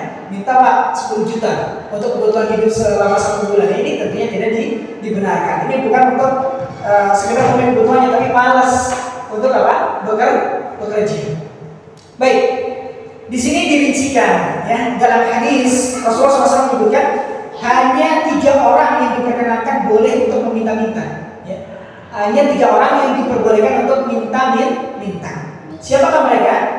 Di sini disebutkan Rasulullah SAW menyebutkan, wahai Qabisah, sesungguhnya meminta-minta itu tidak halal. Hukum asal meminta-minta adalah apa? Tidak halal. Dalam tanda kutip artinya apa? Haram. Ini hukum asalnya. Hukum asal meminta-minta adalah haram. Kata Rasulullah SAW kecuali 3 orang. Kecuali 3 orang. Yang pertama, seseorang yang menanggung hutang orang lain, ia boleh meminta-minta sampai ia melunasinya. Ya. Kalau misalkan ada kita punya saudara, gitu ya, dia memang terlilit hutang. Ya. Kemudian kalau misalkan meninggal dunia, dia tidak punya siapapun misalkan ya. Kemudian kita meminta-minta misalkan ke teman-temannya dia atau mungkin ke tetangga-tetangganya untuk mengumpulkan jumlah uang untuk melunasi daripada hutangnya, maka ini diperbolehkan ya. Untuk kemudian kita dengan tujuan melunasi daripada hutangnya tadi ya. Bukan hutang diri kita ya, saya triliun hutang ya. Jadi meskipun para ulama ada yang menyebutkan diperbolehkan ya, ini kalau misalkan seorang itu terlilit hutang boleh ya, misalkan dia datangi kepada salah seorang yang dermawan ya, bilang saya mau bertobat, ini saya sudah terlanjur terjatuh dalam kemaksiatan riba, saya pengen bertobat, kalau bisa mohon bantu saya, boleh ya. Ini untuk kemudian dalam rangka kita menjadikan diri dari apa tadi dosa riba, ataupun kita selesaikan daripada tadi riba kita.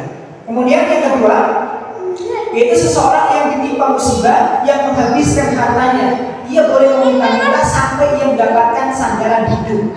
Misalkan kebakaran, ya, habis semua hartanya, nggak tersisa apapun. Ya, misalkan dia nggak nabung, gitu, semuanya habis, maka dia boleh minta untuk segera apa?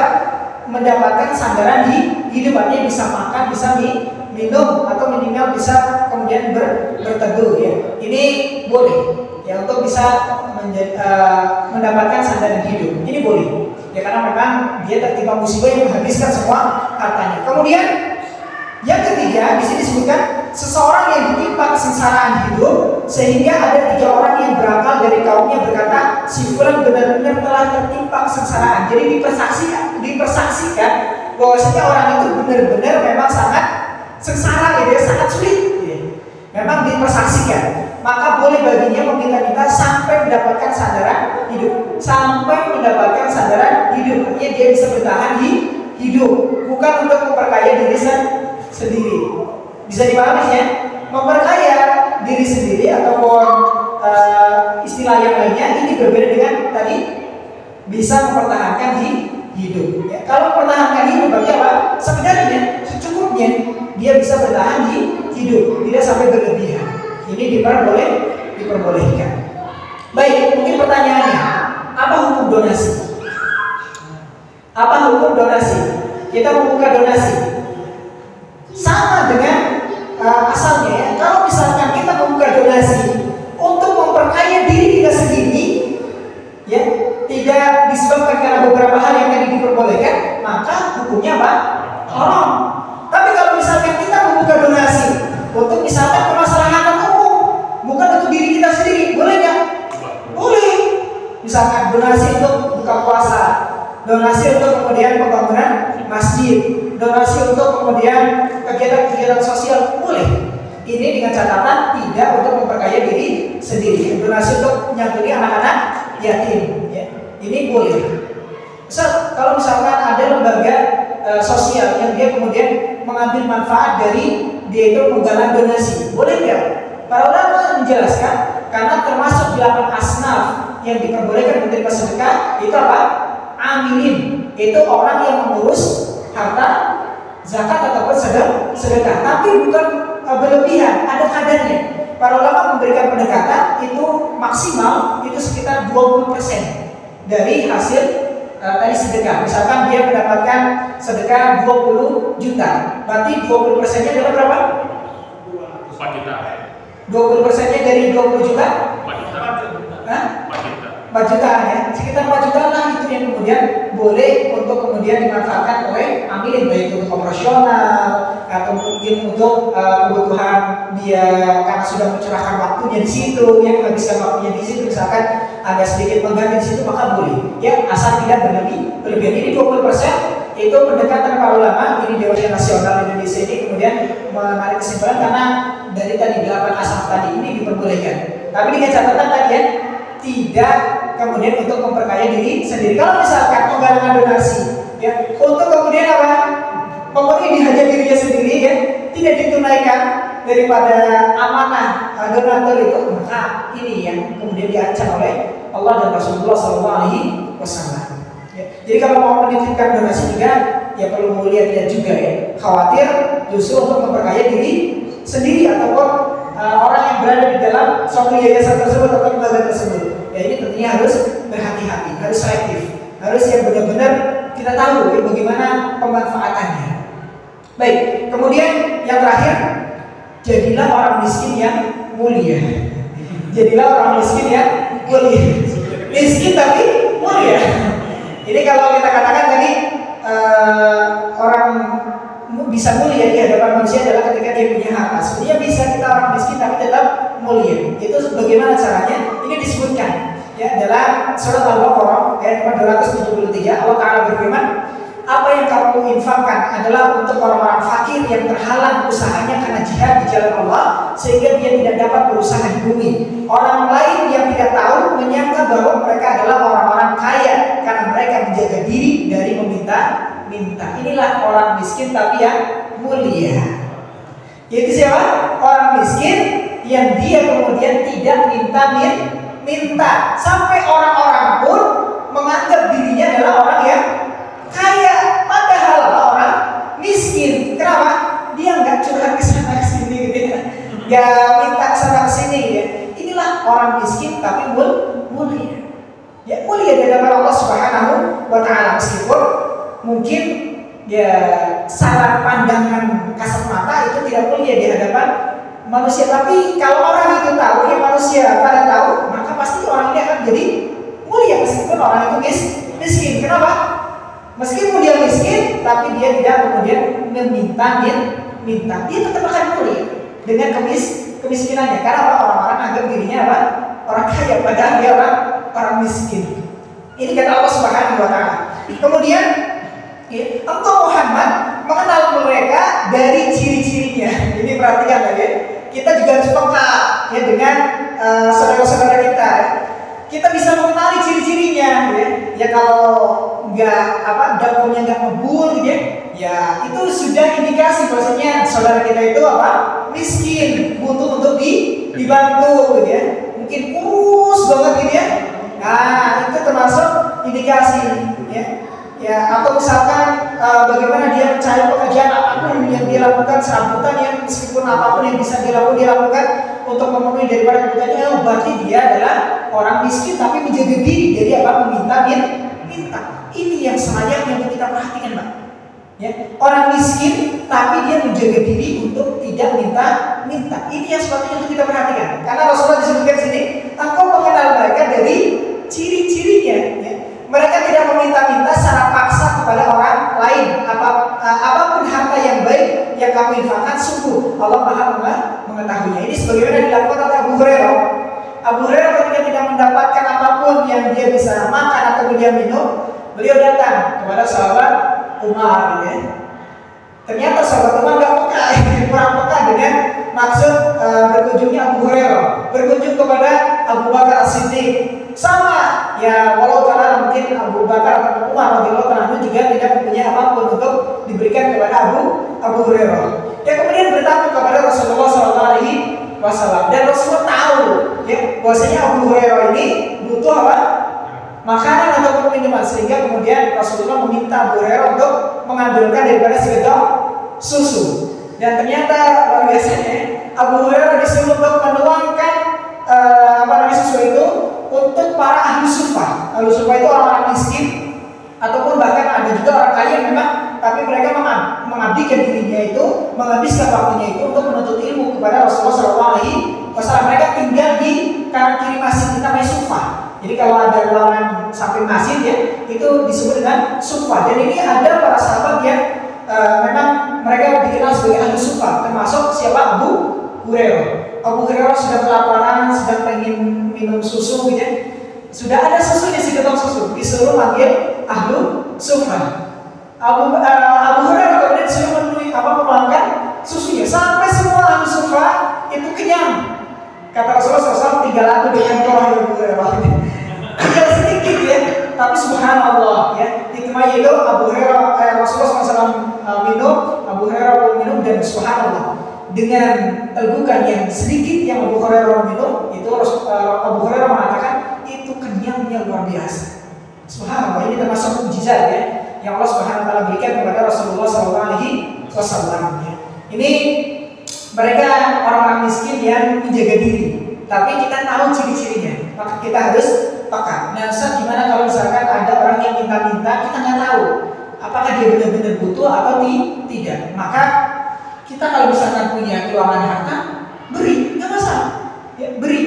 Masalah dia misalkan untuk memperkaya diri sendiri ataupun yang lainnya, ya itu urusannya dengan Allah Subhanahu wa taala. Adapun kita memberikan sedekah dan seterusnya, itu tetap dinilai pahala di sisi Allah Subhanahu wa taala sesuai dengan kadar keikhlasan kita dan kadar bagaimana sedekah yang kita keluarkan. Ini bisa dipahami ya. Jadi jangan menghakimi orang lain karena kita nggak tahu ya keadaannya. Oh ini sebenarnya orang kaya nih, tapi memang suka minta-minta. Ya kita nggak tahu. Barangkali dia memang benar-benar membutuhkan.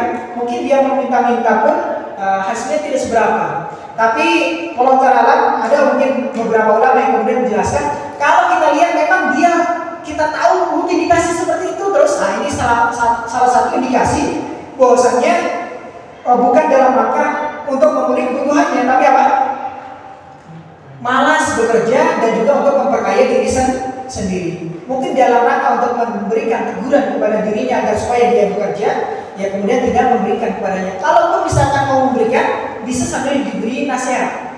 Ini Pak ada sedikit sedekah ya, mohon dimaksimalkan ya, semoga bermanfaat. Saya sarankan untuk cari kerja loh ya, jangan meminta-minta karena ini juga menjaga kehormatan bapak misalkan atau ibu dan seterusnya. Ini diselingi dengan apa? Nasihat. Agar supaya apa? Orang yang kita beri itu tidak kemudian keenakan sehingga dia menjadikan meminta-minta itu sebagai apa? Pekerjaan aktivitas sehari-hari. Memberi itu juga kita berikan apa? Nasihat. Ya, tentunya dengan cara yang baik ya. Wallahu ta'ala a'lam bishawab. Ya, cara yang lain untuk mendapatkan kemuliaan saya kasih yaitu apa? Yaitu dengan kita berilmu. Kalau kita miskin ya, tapi kalau misalkan kita berilmu, insyaallah ya Allah akan muliakan kita di hadapan manusia ataupun di hadapan Allah Subhanahu wa taala. Sebagaimana Allah Subhanahu wa taala berfirman, sesungguhnya Allah Subhanahu wa taala mengangkat ya sebagian kaum dengan kitab ini dan Allah merendahkan yang menghinakan sebagian kaum dengannya. Itu Al-Quranul Karim. Orang yang bersama dengan Al-Quran nanti orang yang berilmu, maka Allah akan muliakan dia di hadapan manusia ataupun di sisi Allah Subhanahu wa Ta'ala. Ya. Dan juga cara-cara yang lain untuk kemudian kita bisa meraih kemuliaan adalah apa? Kita berakhlak dengan akhlak yang baik. Meskipun miskin, meskipun gak punya ilmu, tapi kalau kita punya akhlak yang baik, pasti kita akan dimuliakan ya di hadapan manusia, dan juga kita akan dinilai mulia di sisi Allah Subhanahu wa Ta'ala. Inilah cara agar kemudian kita bisa meraih kemuliaan di hadapan manusia dan di hadapan Allah Subhanahu wa Ta'ala. Ya. Maka jagalah kemuliaan kita. Jangan kemudian kita gadaikan kemuliaan kita. Ya, wallahu ta'ala a'lam bissawab. Itu sedikit materi yang bisa kami sampaikan daripada kesempatan malam hari ini. Mungkin kita buka sesi tanya jawab. Silakan barangkali ada yang mau bertanya, satu dua pertanyaan barangkali silakan. Baik, silakan.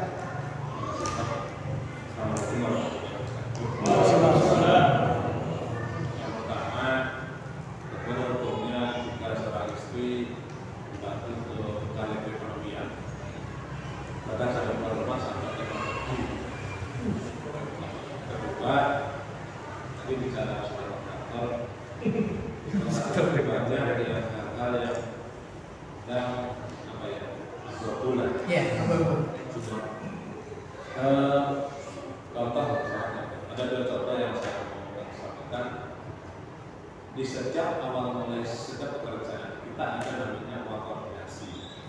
Kalau bahasa kasarnya capek.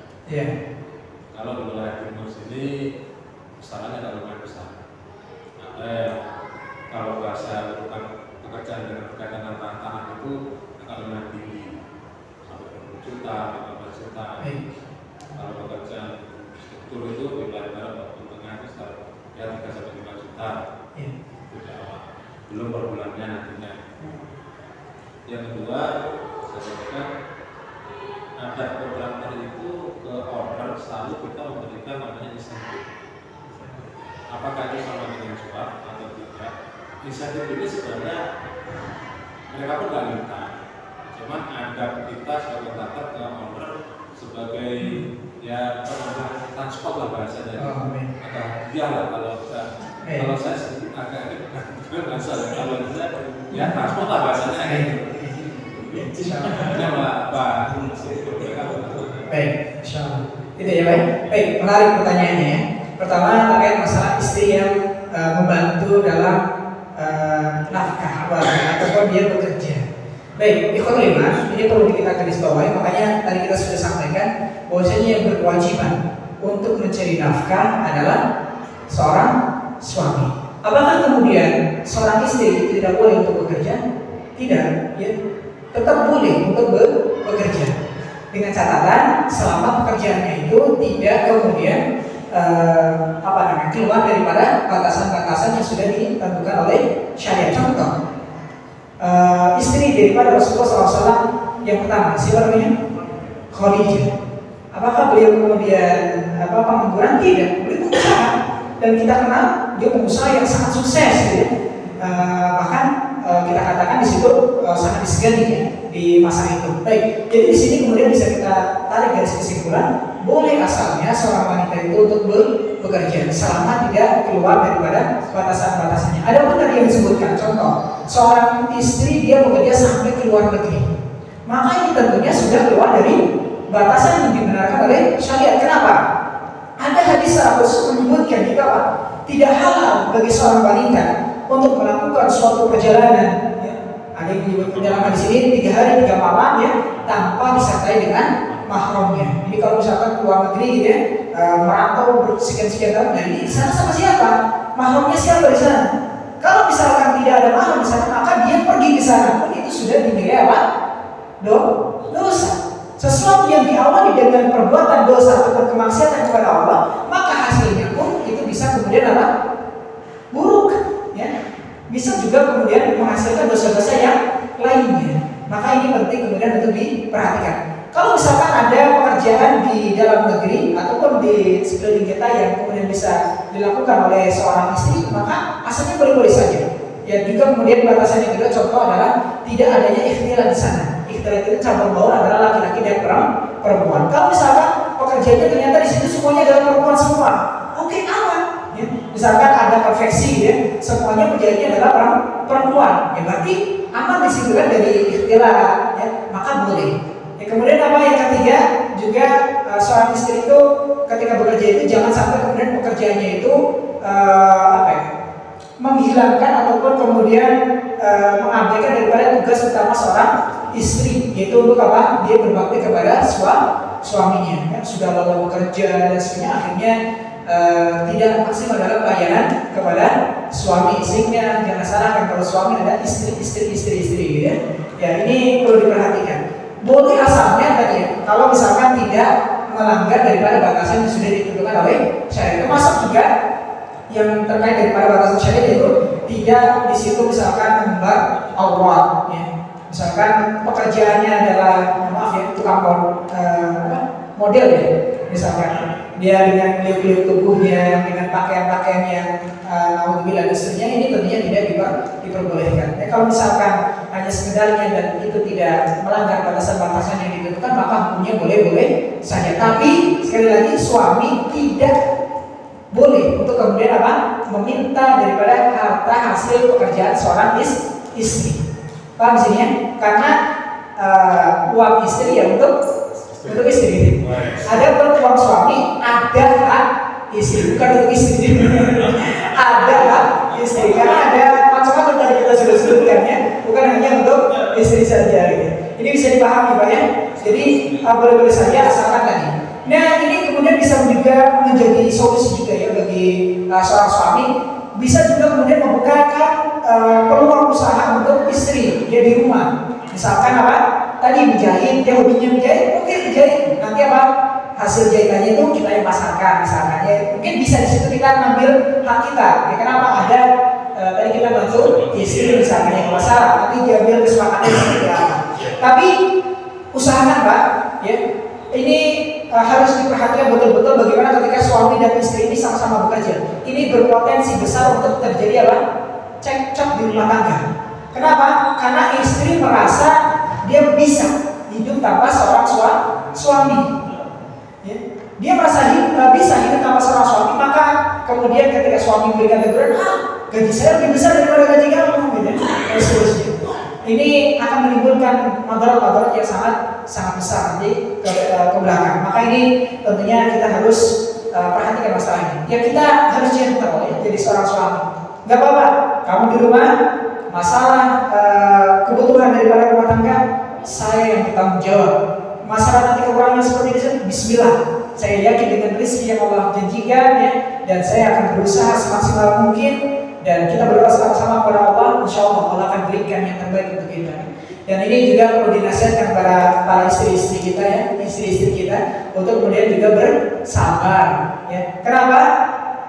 Laisal ghina an kasratil ardi, walakinal ghina nafsi. Bahwasanya kekayaan yang sejati itu bukan dilihat dari banyaknya harta benda atau mungkin kendaraan kita yang mewah, rumah kita yang megah, bukan.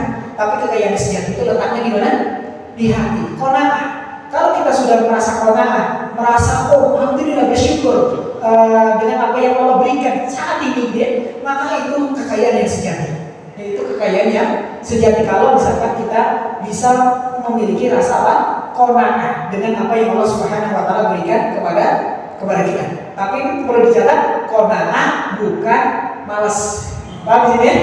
Qanaah itu bukan malas. Kalau qanaah disebut seseorang itu qanaah atau mungkin tawakal ya, bisa dibilang mungkin seseorang itu bertawakal kepada Allah adalah apa?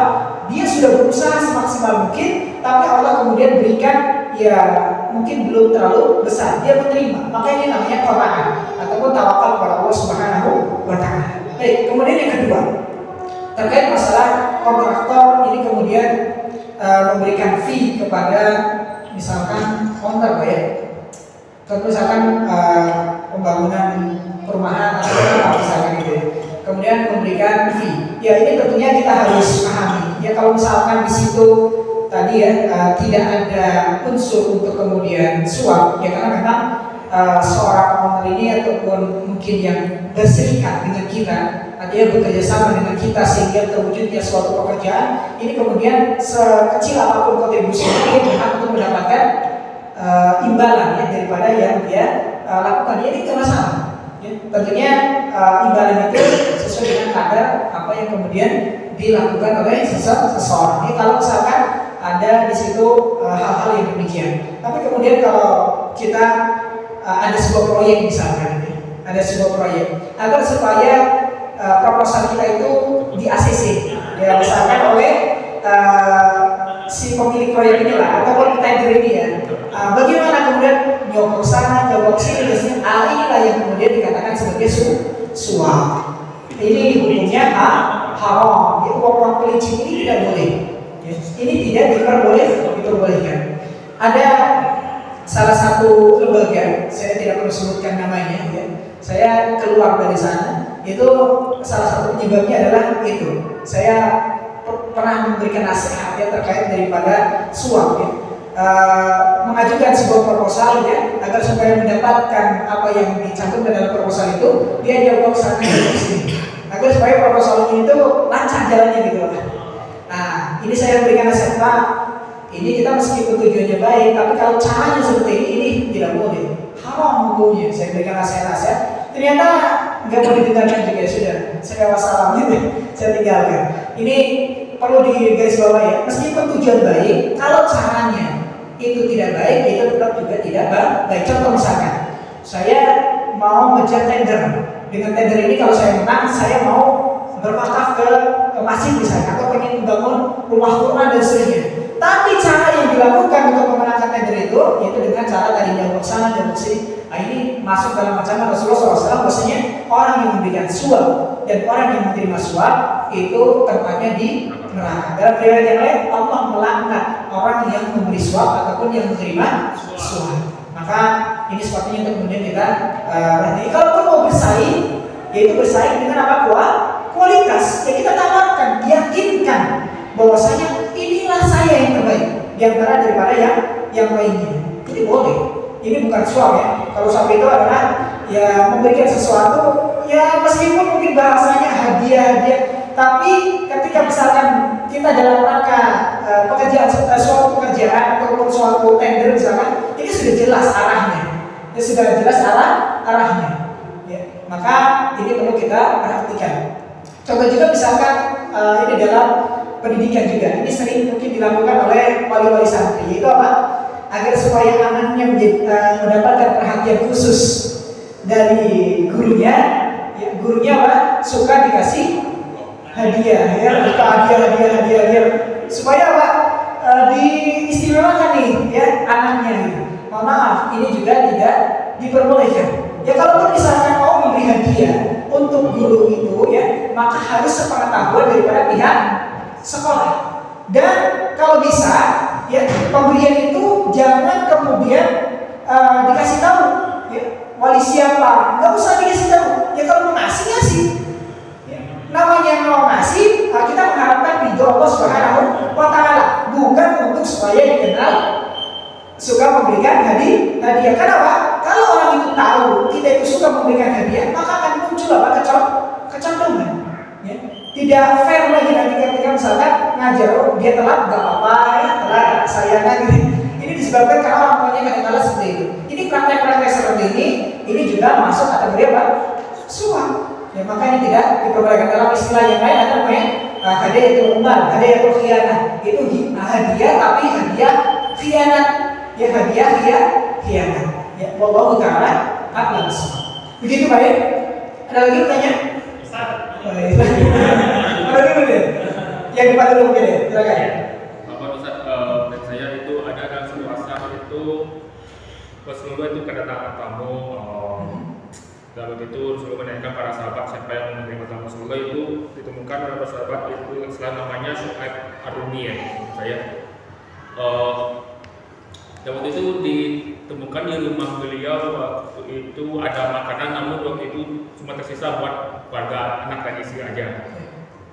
Namun pada saat itu Syu'aib Ar-Rumi menanyakan pada istrinya untuk makanan ini diberikan untuk memuliakan tamunya begitu. Dan waktu itu mereka tidur dalam kelaparan. Nah itu apakah ada hadisnya yang memakan atau memakan?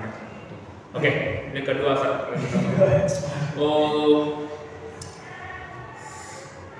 rata-rata kan semua masyarakat Indonesia ini mereka punya BPJS ya sebagai asuransi kesehatannya. Bagaimana sepengetahuan anak itu ada unsur dorornya? Baik. Asal usulnya itu bagaimana? BPJS ya? Iya. Baik. Sudah? Baik. Pertanyaan pertama terkait daripada apa tadi? Ya, memuliakan tamu sampai kemudian dirinya sendiri, kemudian kelaparan. Wallahu ta'ala a'lam. Ya, kalau kita kembalikan kepada hadis yang tadi kita sudah sampaikan, bahwasanya ada prioritas dalam kemudian kita itu menyalurkan daripada nafkah yang kita miliki. Baik, terkait daripada ikram dhuyuf. Ini masuk dalam kategori apa hukumnya? Ya, memuliakan tamu wajib atau sunnah? Wajib atau sunnah? Sunnah atau wajib? Wallahu ta'ala a'lam. Ya, hukum daripada apa namanya memuliakan tamu, ya, setahu saya itu yang paling tepat adalah apa? Sunnah. Ya, memuliakan tamu itu apa? Sunnah. Memuliakan dalam tanda kutip ya. Dalam tanda kutip misalkan tadi dikaitkan dengan masalah apa? Harus mengedepankan tamu sehingga kita anggota keluarga kita kelaparan. Maka kita harus tahu kita prioritaskan mana yang wajib, mana yang sunnah. Memberikan nafkah kepada keluarga wajib atau sunnah? Wajib hukumnya. Sedangkan memuliakan tamu hukumnya adalah sunnah. Maka yang wajib lebih diutamakan daripada yang sunnah. Begitu ya. Nah, kalau misalkan gimana biar kita bisa mendapatkan dua hal ini? Yang wajib kita dapat, yang sunnah bisa kita dapatkan. Maka apa? Ya kalau kita mau memuliakan tamu, ya sekedarnya sebisa kita, semampu kita. Ya kalau misalkan adanya air putih, ya nggak apa-apa air putih. Ya. Kalau misalkan adanya nasi sama sayur saja nggak ada lauknya, ya nggak masalah. Ya meskipun kalau kita lihat bagaimana contoh Nabi Ibrahim alaihissalam, gitu ya, beliau ketika kedatangan tamu-tamu yaitu para malaikat ya, itu Nabi Ibrahim alaihissalam itu ke keluarganya kemudian mempertanyakan ada apa gitu. Kemudian Nabi Ibrahim alaihissalam itu membawakan apa? Sapi ya gemuk gitu ya untuk dihidangkan kepada tamu ya. Ini tentunya kita lihat skala prioritas dalam kita melakukan sesuatu yang wajib itu didahulukan daripada yang sunnah. Ya, jangan memasangkan yang sunnah melalaikan yang wajib. Tadi baik.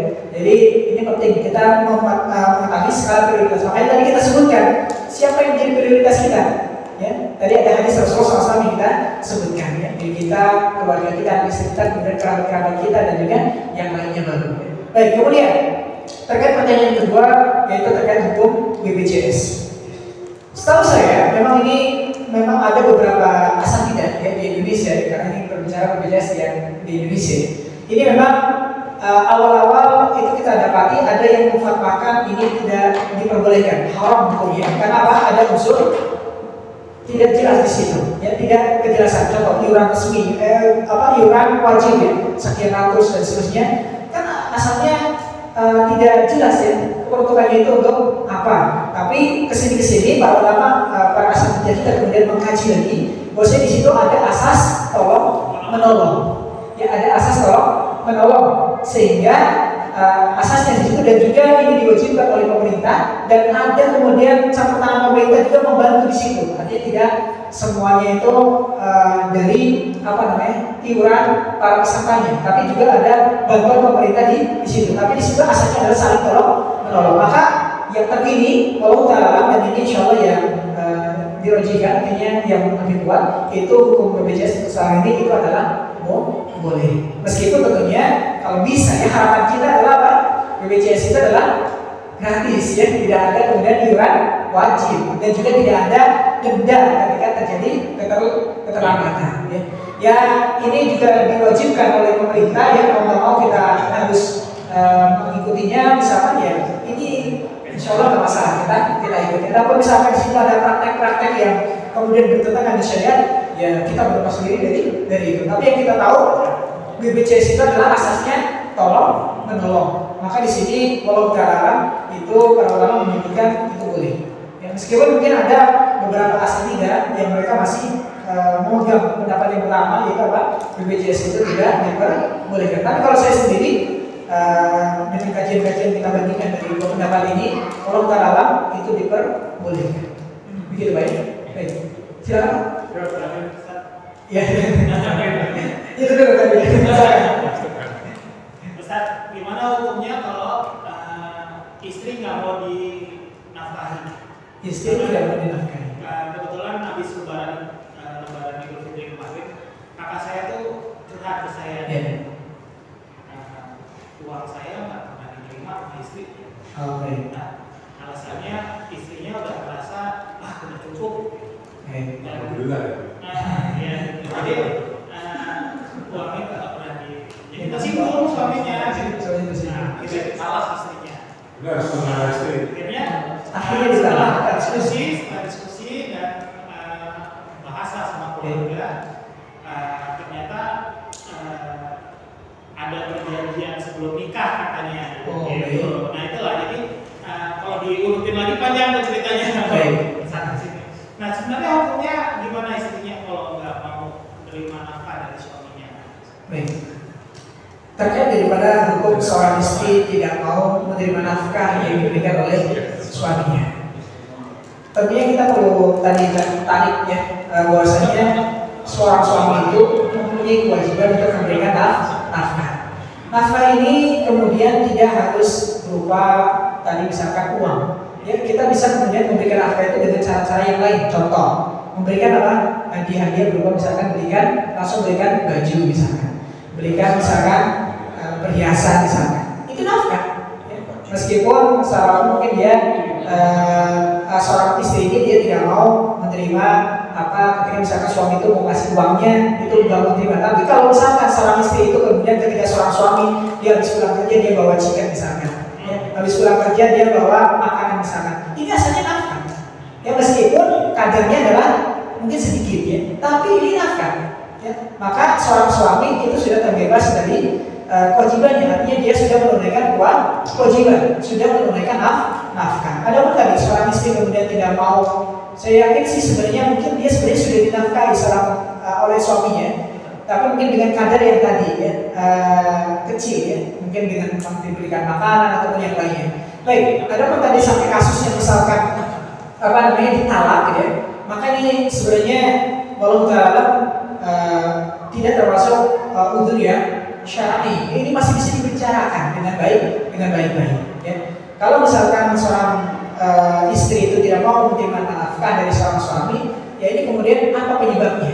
Ini perlu ditarik dulu juga ya. Yaitu apa? Misalkan karena seorang istri itu dia bekerja. Oke, kita seorang suami boleh berhak untuk kemudian melarang istri kita untuk bekerja. Apalagi misalkan seorang istri itu bekerja dengan pekerjaan-pekerjaan yang dalam tanda kutip haram misalkan, atau melanggar daripada batasan-batasan syariat. Artinya ketika misalkan kita sudah perintahkan istri untuk berhenti bekerja karena pekerjaannya itu haram misalkan ya, jauh dari suami dan ikhtilaf dan seterusnya, ada unsur-unsur keharam seperti itu, kemudian istri menolak, maka ini masuk dalam tanda kutip uzur syar'i untuk kemudian boleh untuk mentalak. Kenapa? Istri tidak mau taat ketika suami memerintahkan untuk kebaikan.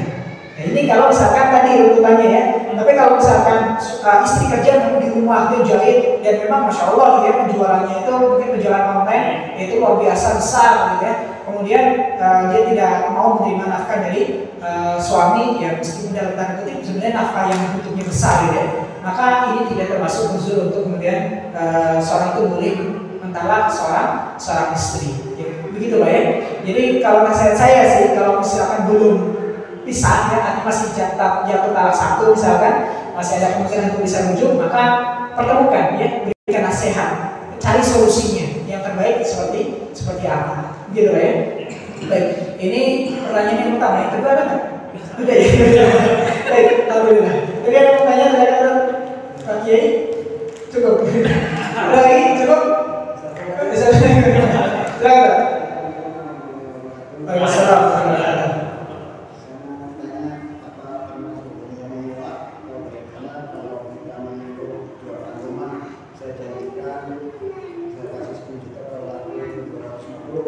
Baik. Itu termasuk suap atau persen? Baik. Itu namanya akad kerjasama ya, ataupun dalam tanda kutip ya agen ya. kita mempunyai sebuah rumah misalkan, kemudian kita minta orang untuk menjualkan rumah kita. Kemudian kalau misalkan laku, saya beri fee misalkan dari penjualan itu adalah 10 juta. Maka ini bukan suap. Ini adalah apa? Bukan hadiah. Artinya sebenarnya komisi, ya, fee ataupun bayaran ya, karena dia sudah menjualkan rumahnya. Maka ini bukan suap. Ya, ini bukan suap. Ya. Allah bukan dalam suap. Begitu Pak ya. Nah, ini diperbolehkan. Ya, diperbolehkan.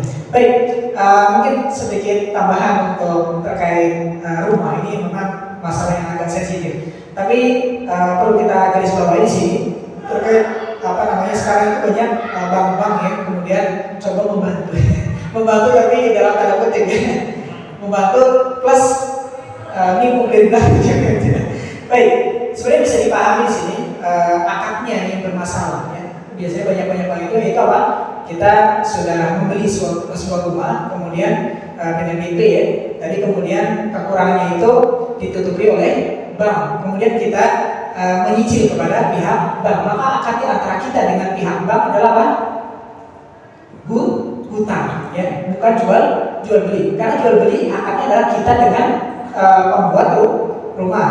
Nah, pembuat rumah developer biasanya dia mengarahkan untuk ke bank ya. Bank itu melunasi ke developer, kemudian kita mencicil ke bank. Maka ini akadnya adalah apa? Hutang piutang. Dan ketika ada hutang piutang kemudian disyaratkan di situ adanya tambahan, kemudian ada penalti dan seterusnya, maka ini tidak diperbolehkan. Maka kemudian kalau misalkan kita mau mencari bank yang benar-benar syariah misalkan, atau seorang yang mempunyai uang yang besar ya, kemudian kita bisa dengan dia, maka akadnya bisa gini Pak. Misalkan kita pengen rumah, harganya misalkan 100 juta. Maka kita sampaikan kepada orang yang punya uang tadi, atau mungkin pihak bank, tapi bank yang syariah ya, itu apa? Bang atau bapak silakan beli rumah ini, ya, silakan beli rumah ini, harganya sekian. Ya. Nanti saya akan beli dari bapak dengan cara kredit. Ya. Kalau misalkan saya beli kepada bapak, maka dengan cara kredit, maka akan ada kelebihan sekian. Maka ini nggak masalah. Ya, ini diperbolehkan karena akadnya bukan apa?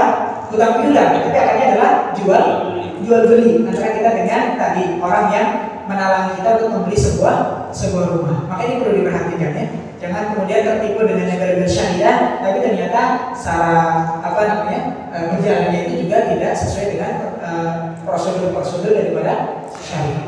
Baik, Allah Ta'ala semoga memudahkan kita ya, untuk kemudian kita bisa memenuhi daripada hajat-hajat utama kita. Sandang, pangan, apa, insya Allah Allah Ta'ala mudahkan. Yang penting tetap istiqomah cari rezeki dengan cara yang halal ya, jangan kemudian menghalalkan segala cara untuk mendapatkan sesuatu, karena hakikatnya ya, kekayaan sejati itu bukan dengan banyaknya harta benda, tapi apa? Dengan hati kita, dan juga tentunya kita raih dengan cara yang baik ya. Wallahu ta'ala a'lam. Mungkin itu saja ya, karena sudah malam. Mungkin kita akhiri daripada majelis kita malam hari ini dengan kita baca doa kifaratul majelis sebagaimana ini dilakukan oleh Rasulullah SAW setiap beliau mengakhiri daripada majelisnya. Kita akhiri subhanallah wa bihamdika asyhadu an la ilaha illa anta astaghfiruka wa atubu ilaik. Wassalamualaikum warahmatullahi wabarakatuh.